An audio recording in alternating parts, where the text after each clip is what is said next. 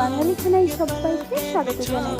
আপনারা তো অনেকভাবে ইলিশ মাছের মাথা দিয়ে বাঁধাকপি রান্না করে খেয়েছেন।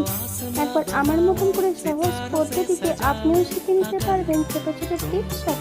তবে আজকে আমি একটু তেল মশলা কম দিয়ে কিভাবে ইলিশ মাছের মাথা দিয়ে বাঁধাকপি রান্না করলাম, চলুন সেটা একবার দেখে নিয়ে যাক ভিডিওর মাধ্যমে। এতটাই সুস্বাদু হয়েছিল খেতে, আপনি একবার রান্না করলে বারবার রান্না করবেন। আশা করছি আজকের ভিডিওটি ভালো লাগবে। সকল বন্ধুদের কাছে অনুরোধ করছি সম্পূর্ণ ভিডিওটি দেখার।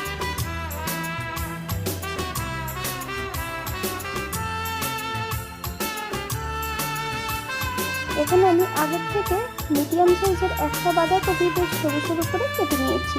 কাটার পর কিন্তু ধুয়ে রেখেছি। একটা পাত্রে আগের থেকে বেশ কিছুটা জল গরম হতে বসিয়ে দিয়েছি। একটা তেজপাতা আর এক টুকরো দারচিনি